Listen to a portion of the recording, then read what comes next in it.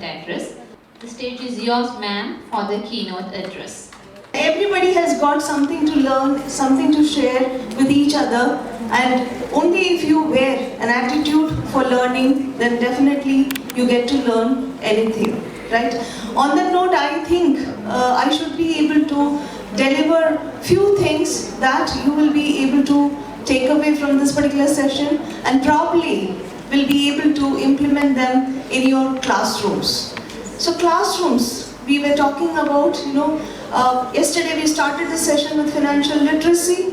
We were talking about certain terms there. We went to the bank, we went to the market, we were talking about certain things, and then I think the last session that we concluded was about inclusion, and we talked about how education is for all and not for some or for few. And then today again, we have started with the lean measures that is not just sectorially or categorically applicable to certain sectors or certain industries, but then is much applicable even in our own education sector or especially the school industry. On that note, today I think I'll be talking about the curriculum focus on 21st century skills and the KSAM. This particular word, acronym, is very important because I think it's a part of this particular theme here. It stands for knowledge, skills, attitude and mindset. Oh yes, so I was talking about learning, and when we talk about learning, I said that unless and until an individual is keen to learn or has a mind to learn, you never get it. So that's about your mindset. So it's very important. Whether you're talking about the principles of learning for a child or the principles of learning for adult, then it is very, very important for us to wear that kind of mindset or be in that kind of mindset. Can we move on? So, what do you see? Okay, yes, that's the sea. And the sea is all over, right? So, ever since I've come here also, I've been seeing the sea, and it's so wonderful to see the sea. But beyond the sea, what do you see? Beyond the sea, what do you see? Endless, okay. What else? Blue color. Blue, sky, okay. So it so happens that, when we look at certain things, okay, somewhere you are able to see the visible things, to a certain distance, to a certain point. But beyond that, you're not able to see. This is called as the unheard. It could be the unheard voices, it could be the unheard or unseen things, okay? So this is what we are talking about, the inner thoughts. We're talking about the inner things of what keeps actually happening in the mind. But here, I'm going to talk to you about the fog, okay? Fog is nothing but sometimes whenever you look at a particular situation, when you are in a particular scenario, when you look at things, you are not able to see beyond. Crisis is one particular situation which actually brings us to this particular point. Past 2 years, as Dr. Hemlata was also telling us that, were the dark years. Not just for you, not just for me, but for the entire world. The entire world for us, it was a dark era. It was an age when we didn't know what to do, how to do, and how to get ahead. We were to get into things which we have never ever done. We were to think about things in a way that we never knew. Technology, yes, as rightly mentioned, for us, the South Asian countries, I think we are not so very techno-wise as much as the other countries. So then there were a lot of things that had to be learned newly, right?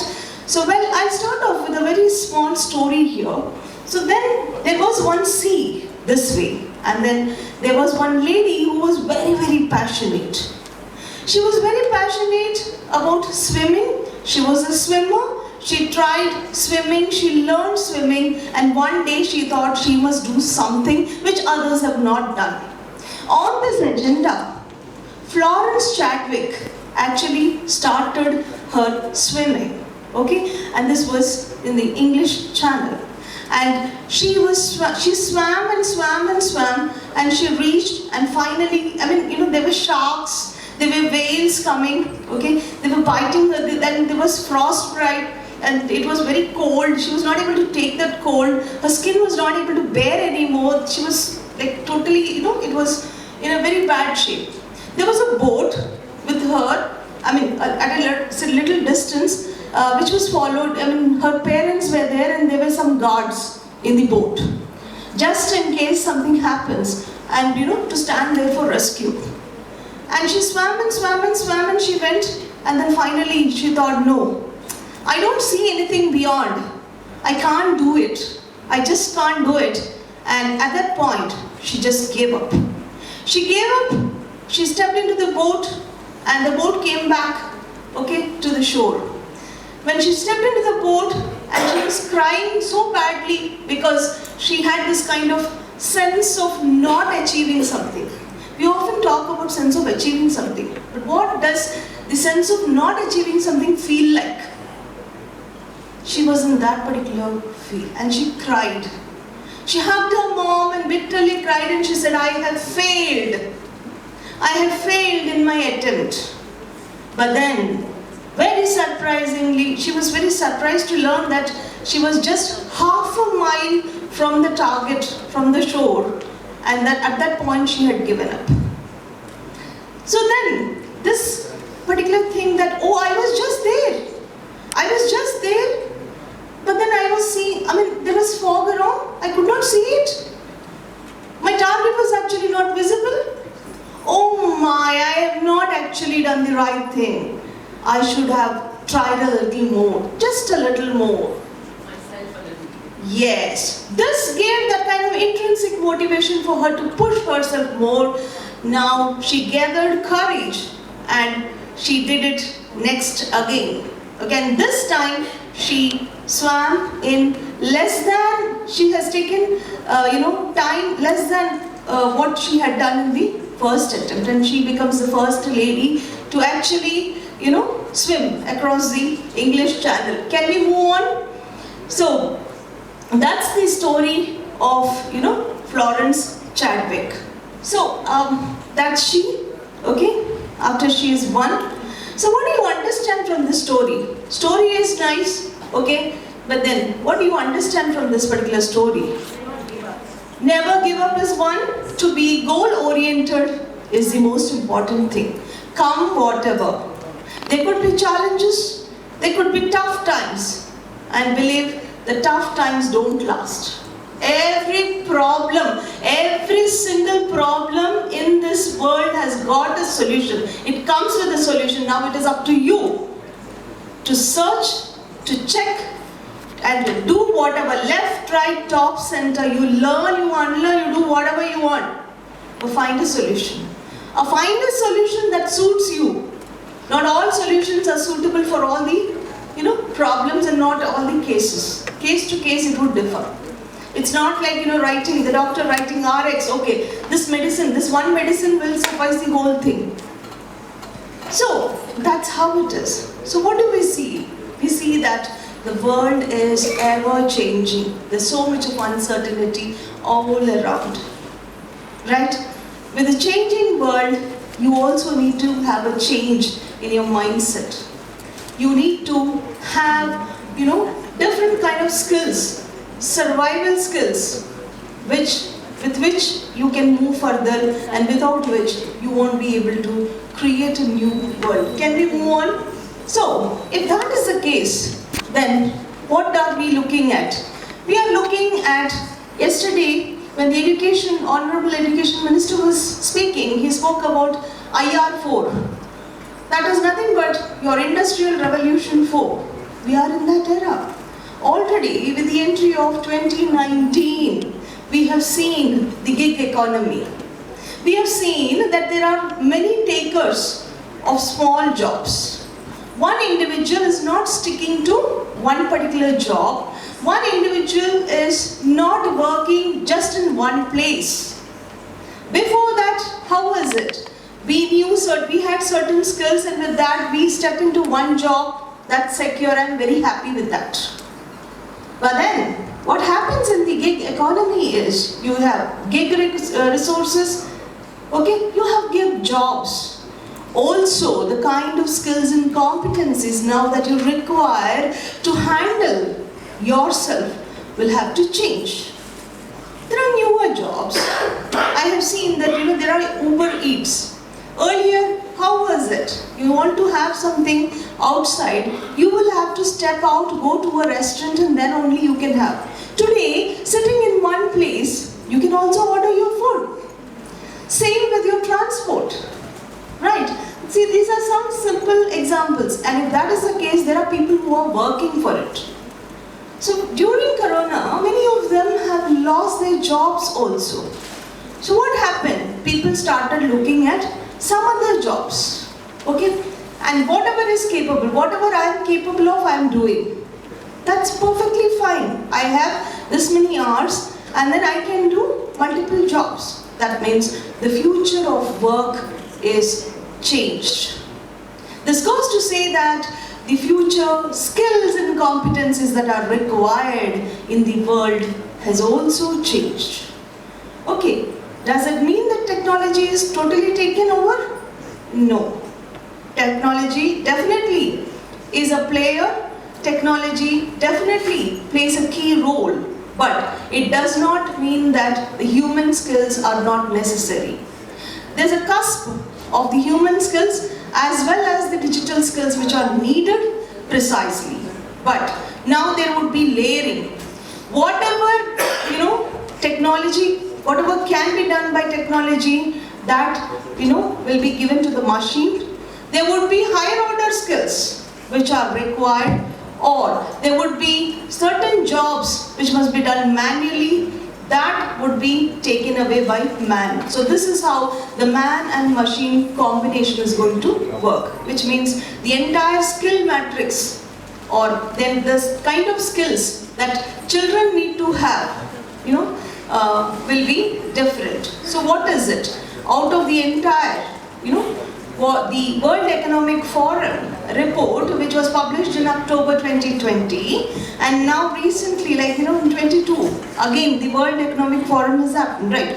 What does it state? It states that the most important skills would be empathy, curiosity, out-of-the-box thinking, okay, being very conscious, self-consciousness, self-awareness. These are the kind of skills sets, needed. That means one need to push himself or herself, go further and acquire it. Self-learning, okay. So it's an age of personalized learning. Yesterday we were talking about IEP. Okay, what is this IEP? This is nothing but individualized educational plan. We also have AEP, the advanced educational plan. That means what? We have customized, we can have solutions for different problems. Now, we will have to use all that we have in order that, we create these kind of plans, and then, we deal with the classroom as such. Is it okay, teachers? Is it okay? Are you able to understand? Yes? Good. But some of them, in between I will be conducting a quiz to just check, your listening skills. So please be here. Can we move on? So that is, we are now looking at what is the future of work and what are the competencies. How do we develop that? So this particular topic today would deal with, how we bring in this kind of sustainable development goals which we are talking and which we wanted to attain, or every country must attain it by the year 2030, 8 years from now. Okay, what are we actually, what are those listed priorities that we need to attain, and especially with respect to the, SDG 4, that is education. Now, let us see what can be done in the education industry, more precisely in the school industry, and in the classrooms by the teachers. So how or what are those things that teachers need to know? What are those things that teachers can practice? What are the ways in which teachers must be empowered? Right, so this is what we are actually going to look at in this particular session. If that is the case, how should the curriculum look like? What should be the components of the curriculum, or how should the curriculum be designed? So when you look at that, we have three main components here. First is in the classroom, the students, and then we have the teachers, and from there we are connecting with the community. When you're talking about students, the entire module is 2 years they were actively learning, is what we feel, with the aid of technology. They have learned many tools, teachers have learned many tools, teachers are doing their job on the screen, children are doing their job on the screen. But you know what children were doing? They were doing much more than what teachers were doing. How? Multitasking. Okay? One side one video would be playing, the other side PUBG would be done. So there are many games, no problem. Zoom also has this option of chat and other things. So screen would be on and then it was not visible to the teachers, but behind children are working. They are all working, agree or not? If you all agree, then say yes. Yes. I want all the delegates to be, responding. Okay. So now, what happens? How do you catch them? So you cannot see them, they're not live in front of you. Okay. So the year 1 has gone, the second year is gone. Now they are back to school. Now what will happen? The shadows of this dark age will follow. Right. It is going to follow in the form of learning gap. Yesterday, I think some of the participants, they were asking this particular question about, after these 2 years, how do we actually, the kind of gaps that children have developed. So now they are coming back. So they will be in the same mindset that they can again multitask. Is it possible in the classroom? Will you ever permit that? No. But then, can you be very strict and, can you do that in the classroom then? Physically he, she may be present, but mentally they will not be present. So what can be done? You must put them into activities, okay? Engage them into activities which are very, very interesting. You know what happens to the brain? After the 6th minute, there will be a short circuit. After that, nothing. You talk to me for 6 minutes, after 6 minutes, after 7th minute, no, I will be in my world, I will be in the sea and you will be talking. So this is what, happens to the human mind. So there must be activities, not very big, small activities, limited activities, which can be done in a span of 3 to 5, 6 minutes. Let it involve all the skills, including the motor skills. You need to introduce motor breaks in between. Suddenly play the music, they can all stand and dance. That will bring them alert. Otherwise, your classroom will be a very tough thing for you to handle. Alright, and then when you're designing lessons also, you will have to bring in lot of activities there. How to open it, how to bring in the new content, and your new content should be only limited to 10 minutes. In 10 minutes, you should be able to very crisply put it across to children. How is it, or why is it so very important? See, now when we're talking about, just now, Dr. Dheeraj, when he was talking, he said, the interest in a particular subject is actually developed from the teacher. So, this is how it would be. So, it is your duty, or it is my duty as an educator to see that I develop interesting lesson plans that work not just on the plane of paper, but which is actually possible or practically can be implemented in my classroom. Points to be noted, they must be interesting. In short, it should quickly give the concept, okay? There must be less of writing because he has already lost the habit of writing. He is no longer going to write. So you'll have to bring in some concept maps and some mind maps and other things. You need to put them into engagement, no demonstration at all. Bring them only into participatory mode. Get up, come, let us do. This is a group, this is a group, this is a group, and this is what you do.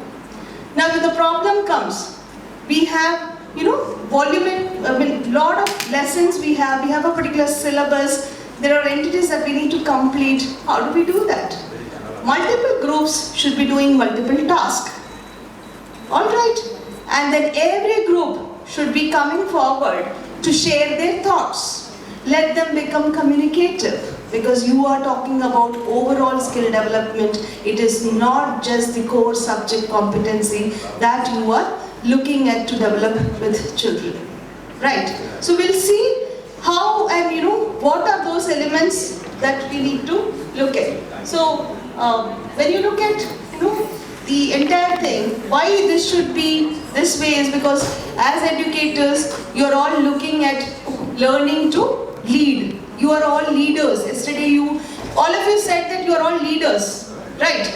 And believe me, all of you, you are agile leaders. Why is it that you are agile leaders? You have stood for that particular, in that particular situation. Past 2 years, you have upgraded yourself. You have learned many new things. Unconsciously, consciously, you have spent some hours. You must have upgraded yourself technologically. You have learned many things. Right? I think all of you deserve a big round of applause. Please clap for yourself. You've been agile. You've been adaptable. You have proved that human beings are adaptable, and come whatever is the situation, we can, change ourselves to the situation. And so, whenever, a person is gaining knowledge and then, is also developing skills, that's when his, her attitudes are framed. And these attitudes is what actually will come or lead to the mindset. So, that is how, the entire journey progresses. Now let's move into classroom. In the classroom situation, what exactly can happen with respect to the sustainable development goals? So, teachers,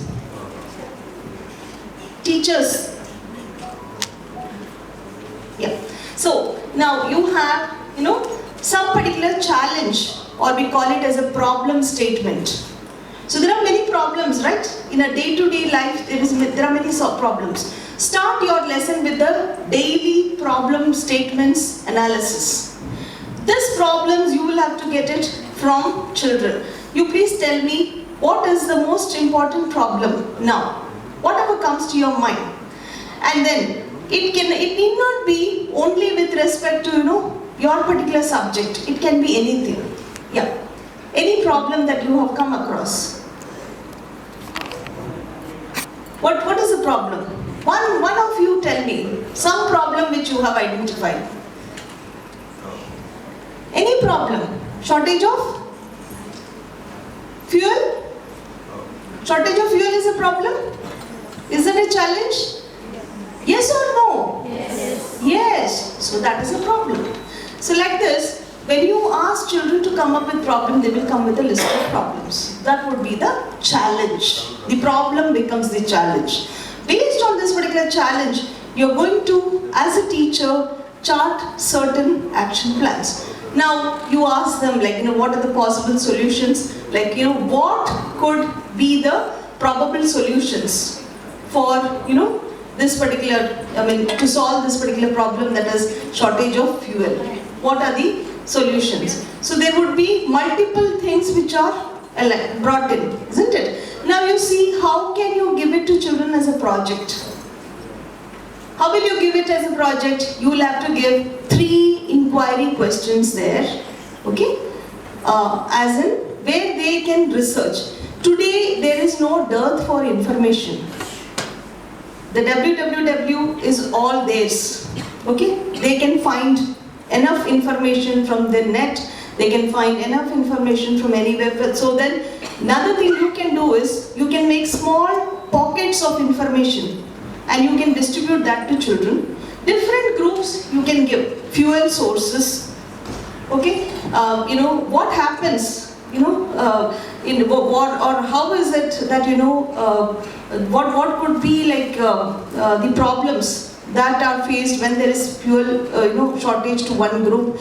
Another group, you may ask them to work on maybe what are the alternates for fuel, okay? So they may come up with lot of ideas.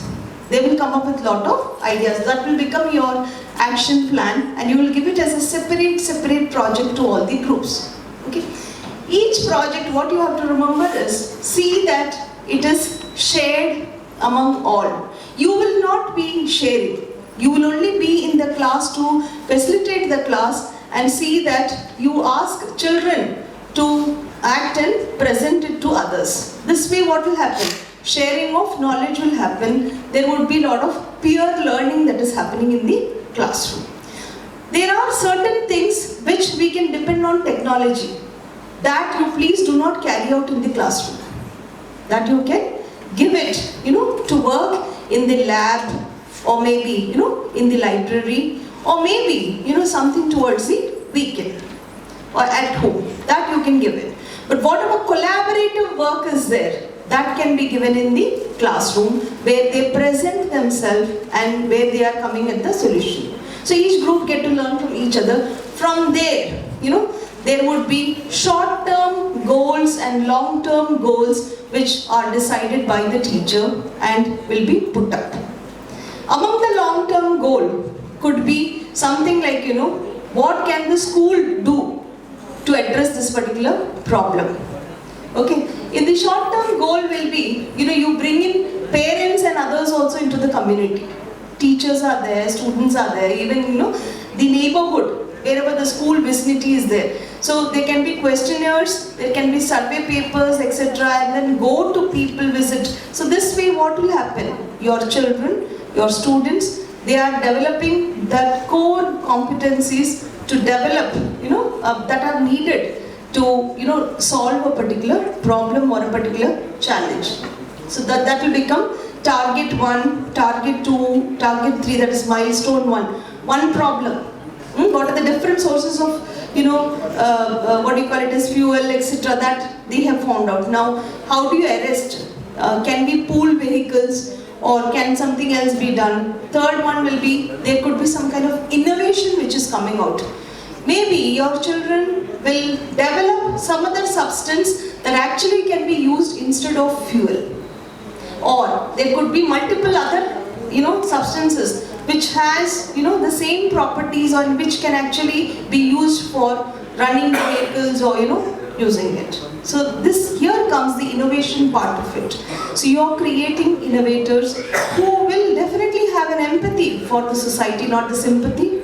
Sympathy is actually not required. And then they are actually becoming very curious to find answers to those questions, and they are actually working together in groups. So this is how, the project actually moves. Can we move on? So now, these are the 7 steps I'm going to share that can happen in the classroom with respect to the development of sustainable development goal in the classroom. So this is, first point to be remembered is better planet. I put it in simple words because you will be able to remember. What does better planet mean? Better planet means, the school can work towards the environment, pollution, sanitation, sustainability. These are the problems. Now you see here, these are the real-time pictures in the year 2021. I also had academics for a group of institutions, and these are real-time projects. Students have actually worked on creating a no plastic school. So the target was no plastic school. This is how you pick the problem. So you see the pictures. So children worked on the questions given, multiple questions given, and then they have come up with a lot of innovations. They have created their own cutlery, they have created their own footwear, they have come up with alternate, they have spoken, worked, researched, and come upon, how recycling can be done, how reusing can be done, how, you can use it as an alternate resource, etc.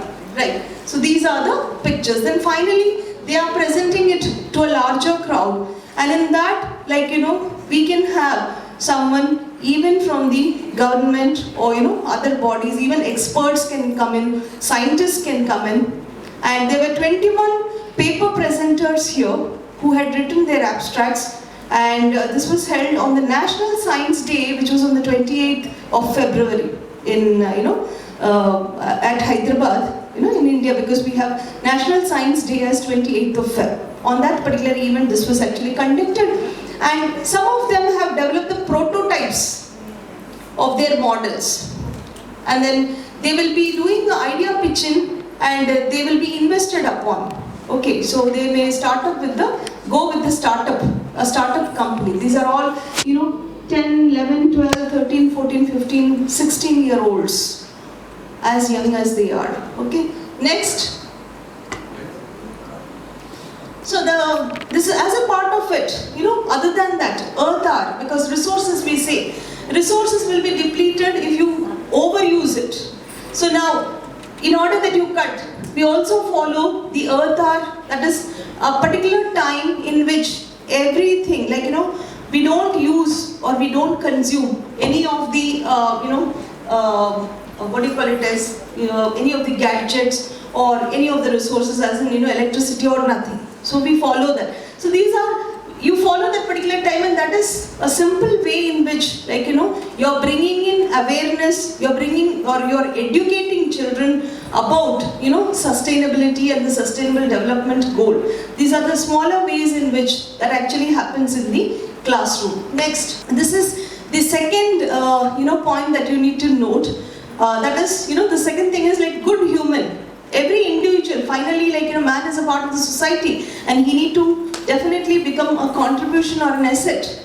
Like how teachers, we talked about being an asset or a liability. This can, even every individual is supposed to be a good human. So some of the ways in which, they are becoming good human, one is we have certain values. Every month we follow a particular value where they do activities, literary, cultural, a lot of activities with the communities in which they get to understand what is that value and what are the values that they need to develop. So glimpses of some of the activities are shown here, just a few. That also includes, gender equality, because respect for women and how you bring in that kind of equality thing. So they they have a lot of literary activities as well as cultural activities also, through which they learn all these things. Next. The third is, great value. We also have themes. You see those themes also there, like Yoga Day. Okay, this is, last year's Yoga Day. So we have a globe in all our school. And then, so that particular, there is a practice of bringing out that particular month's theme as well as the value on the particular, globe, and then put out all the artwork and, art, because it's totally, the entire pedagogy that we follow is integrated with art. It has got a lot to do, because that will cater to, the heterogeneous crowd. All the children will be able to follow, and they'll be able to express something or not. My art may differ from your art, but then both of us will be trying to express whatever is in our mind through art. So art is a great way, and these things are put up, in every school, and children talk for the entire month on that particular theme, on that particular value.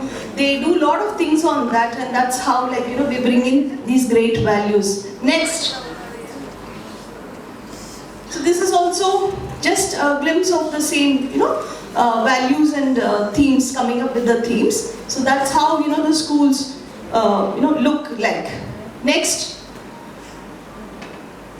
New perspective. When we talk about new perspective, I'm talking about lesson planning. When I'm talking about lesson planning, I'm saying that, if you wanted newer skills to be developed, you must do something new. You cannot do old things, you cannot get new things in an old way. So we also have subjects like design thinking, we have entrepreneurship and other things which are actually happening in the classroom, and that's how, we do a lot of talks. Children themselves do a lot of talks. Parents are invited. Outer resource persons are there. There are panel discussions among children. There's a lot that they do, and we are talking about early childhood. You can see the little child actually playing with sand. So here, it's a multi-sensory concept that is being followed, because there are tiny neurons on the fingertips, and then you give them water, you give them sand, you give them lot of elements with materials with which they deal, they play. So it's all like lot of activities into which they are engaged, and the final outcome, the learning outcome, would be a particular goal. The bigger goal being the sustainable development goal as well. Okay. Next. So when we are talking about new perspective, you should be able to bring in newer activities. You should be able to bring newer kind of things which will add value to their competency levels.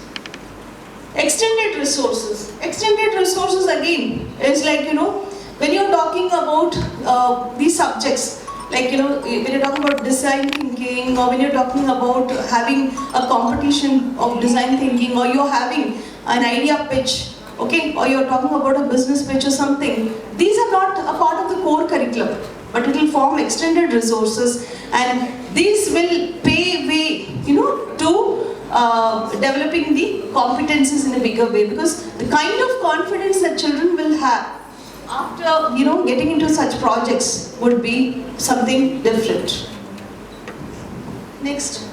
So finally, to conclude, you have to be goal oriented, as in for a particular school, what is the goal, short term goal that you have for a year, okay, and what is the long term goal that you visualize for maybe 5 years, 3 years, kind of, that should be written, that should be mentioned. And when we talk about QP, that is a quality policy also, we should be able to write it, keep it very clearly visible to each and every stakeholder of the school in a way that it is visible. Unless and until things are made visible, children will never be able to understand. Unless and until you make them as the messengers to carry the messages, they will not be able to take it any further to their homes and thereby to the community and to the society. Right. So you see that bringing in lot of diversity, bringing in lot of cultural elements, bringing in lot of art elements. This is how you bring in the entire goal to be culminated at the particular school and to be translated into the classroom. So I'm not talking about just routine kind of classrooms where only the core subjects are being taught. So you should be able to bring in, with math, you should be able to bring in art, you should be able to, it should not be standalone as a subject.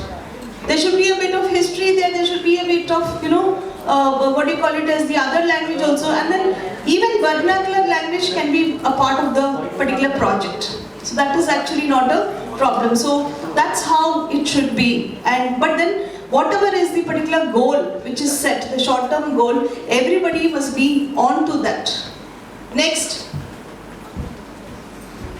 So these are also the glimpses of those experiential learning activities which actually happen within the classroom. Again, a point to be noted here is it is not that only few of them or few children are participating in anything. We have a culture of everybody, each and everyone participating, and from there only it is automatically filtered into the next round. So that way no child is missed or no child actually loses a opportunity. Okay, so that is what I was talking about, multiple subjects which are involved into the particular project. So every project should be looked into, the multiple areas of the subject should be looked into that particular project. So it should follow a transdisciplinary approach even to implement the sustainable development goals, and some of the glimpses are given here. So art, physical education, music, dance, theatre, puppetry, dramatics, design thinking, entrepreneurship, all these are entities or elements which we actually use in the school, to bring in the core competencies or develop the core competencies in students. Next, you can just see, these are also the glimpses, okay, of the happenings. These are all the latest. Next. So finally, I would like to conclude that learning is not a product of teaching, but learning is a product of experiences, and hence learning can happen consciously and unconsciously. This is where we have to catch the entire opportunity of bringing in those kind of live experiences and good experiences within the classroom, in the ground, in the school campus, on the corridors, during the lunch break, after the lunch break, before the lunch break. during the assembly time, or outside in the field trip, or for a nature walk, or for an exhibition, or for anything to anything. Only if you think, because each one of you teachers, you are all capable of doing it, and if you think that your school should change, if you think your classrooms must change, then please start thinking differently and start making things happen. Policy matters will happen. It would buy some time for different policies to come in, but in the meantime, as an individual, what are the things that you can do? So these things, if you can start and if you can get ahead, then your contributions will much be valued and it will be visible in the entire campus. That's it. Good luck to all of you. Thank you so much.